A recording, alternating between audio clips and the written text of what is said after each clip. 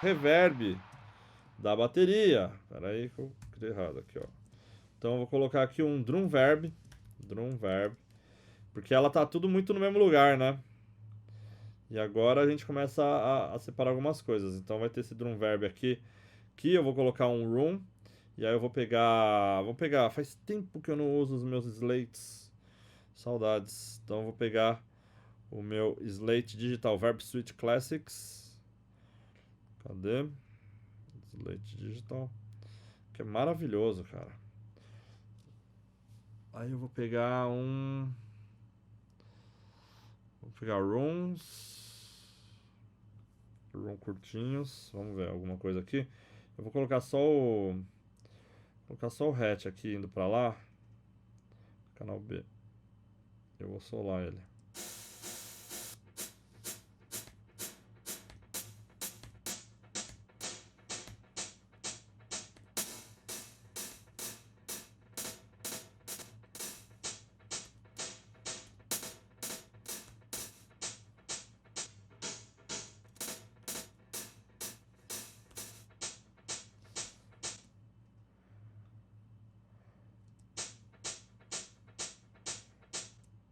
Então agora a gente vai colocar algumas coisas aqui nesse reverb, né?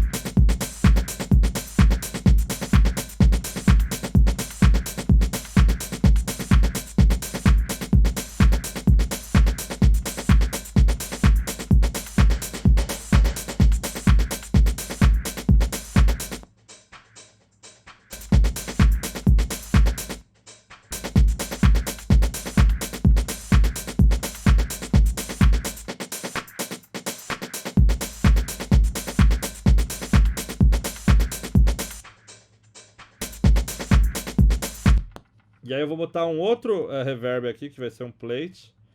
Tá, então vai ter um plate verb aqui. Também vou lá pro nosso Slate Digital. Verb Suite Classics. E algumas coisas eu vou dosar com plate, só para dar uma variada, tá? O plate eu vou deixar ele mais longo.